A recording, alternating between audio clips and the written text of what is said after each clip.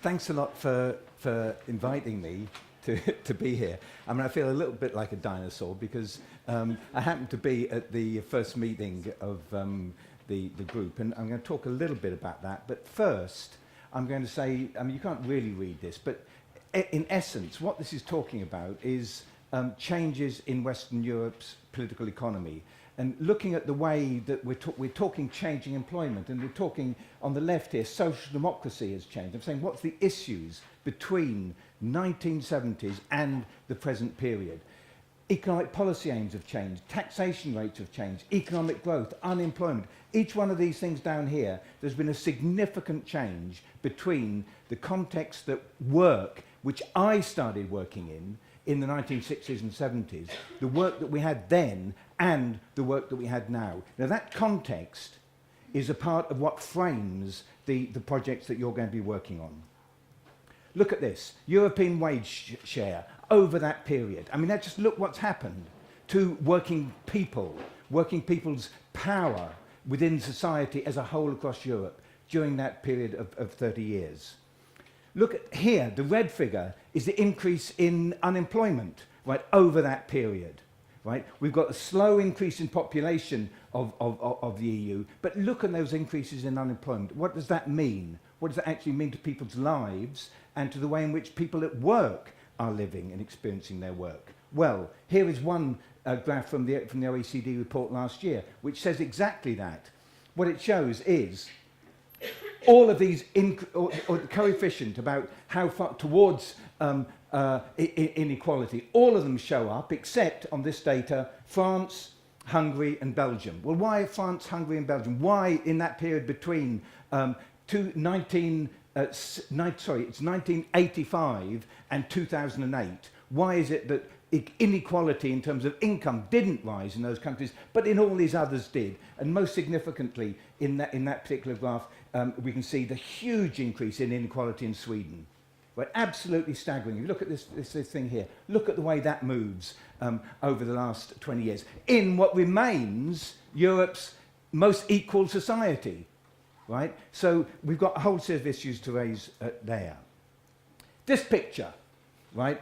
Now, I couldn't find one from the first job that I had, but these machines were the drilling machines that I worked on in a company called Jefferys, a part of the Lucas Group in the car industry. Now, this picture was taken from 1953, but I wore one of these kind of cloth things to try and protect yourself from all the oils that you can see around during that period. I was only there for 4 months. That was when I led my first strike. I've got to say, it was completely and utterly a disaster, right?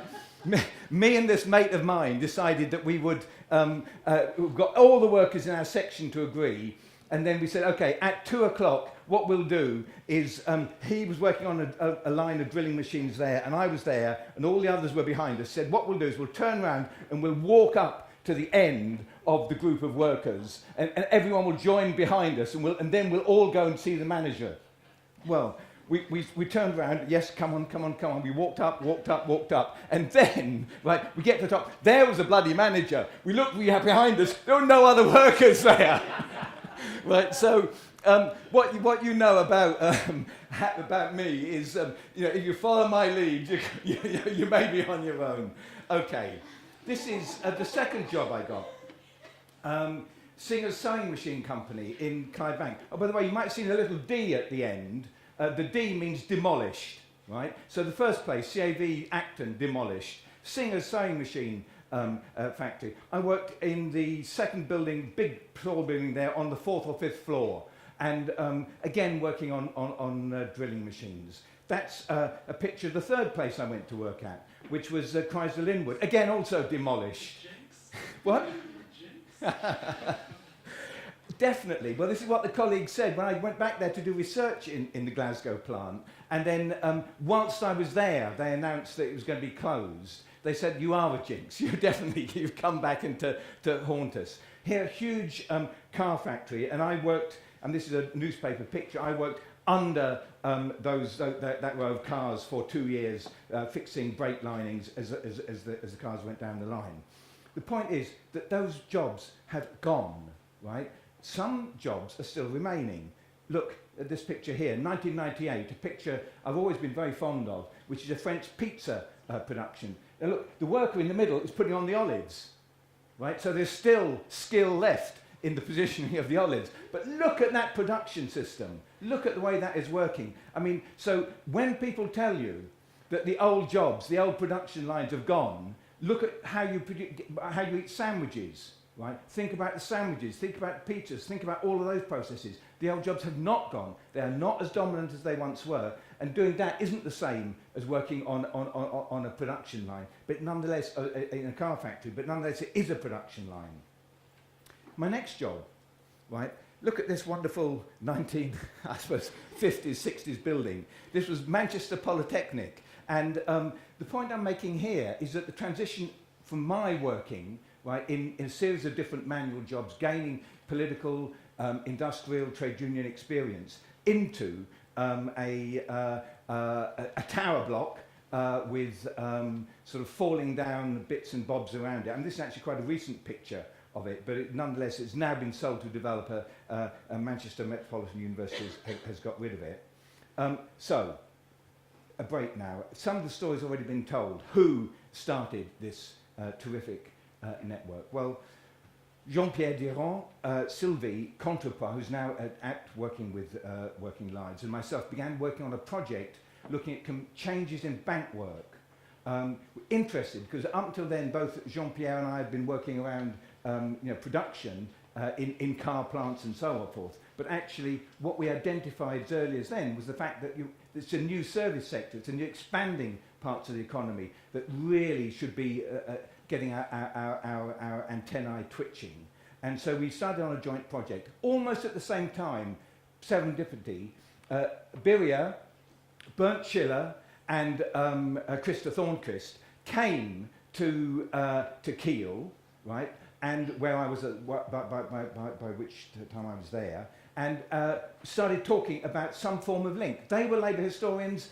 I kind of had several hats under my belt, but one of them is as a labour historian. I read economic and social history to begin with. I've always been interested in labour history. And so we agreed to have some form of joint collaboration. They invited us here to Gothenburg for a wonderful sort of, I can't remember how long it was. It wasn't probably more than 3 or 4 days, but it stands out in my memory, partly because it was the only other time I've been in Gothenburg when it didn't rain continuously. But it was a really good moment in 1996. We agreed to make it an annual rotating event, moving between, with each university hosting the students coming and the other people paying for the people who are travelling. And after a couple of years, we produced our first book, which was a collective effort with papers from the students who'd been presenting at the conferences, and it's called European Working Lives. Okay, so, oops. 3 minutes. Right, Kiel, right? This is the, you looked at that previous building, that tower block, that I was in Manchester Metropolitan University. Then I moved to the Kiel University campus and its Department of Industrial Relations and Human Resource Management. So where did we go? Well, we went to Kiel, obviously. We had London, Every, Gothenburg. We went to Uppsala 1 year, Bristol. This is all the period, and then, of course, to Glasgow, West of England, after Paul joined. Here's where I'm now working, University of North London. Now, it merged to become London Metropolitan University in 2002, which actually was the year we also founded the Working Lives Research Institute. The thing here, you haven't got a D at the end of this. You didn't have a D at the end of the Kiel either, right? You haven't got a D here, but what you have got is in development, because this university is now pioneering moves to privatise higher education in the UK. So, why did we spend this time sort of together? And Paul has referred to several of the things. First of all, I think we have to make it clear that it was shared ideological values. We began, whether you were sort of Swedish social democrats, sort of French Marxists, British left pragmatists, call it that way, the sort of ideological mix that began. But all of us shared a belief that what was important in our research, what was important in the way we thought, was to try and challenge social inequality, to challenge that shift towards inequality that I showed you in that very first slide. That is like, if you have got academic capacity, if you've got the ability to spend your time in a useful way while you're on this planet, then one of the things you should do is to try and stand up against the shift towards inequality. Secondly, a belief in internationalism. I mean, we very much believed, and at the time it was really quite rare, right? We very much believed and still believe that there's an immense amount of learning through cross-national exchanges, through bringing different traditions together, to actually talking to each other, to understanding each other. I mean, that's very much where we began. And then finally, I think it has to be said that we also share, I mean, partly out of this view about the need to be good to people who are working with you and to be good to try and fight for a better world. Partly we also believe that does extend to our students. We have a commitment, and therefore each one of our different institutions that began this was ready to invest, right, in their students, to invest in the future generation, to give them the opportunity of that exchange, and to offer them through the network, to offer them the opportunity of having a friendly environment, which is very, very important for people beginning their careers, in which we would support you, but it would also challenge you by talking in front of other audiences, by trying to relate ideas across the three initial partner countries, and now the 8? Yes. Yeah, which is absolutely magic. Wonderful. Okay, thank you.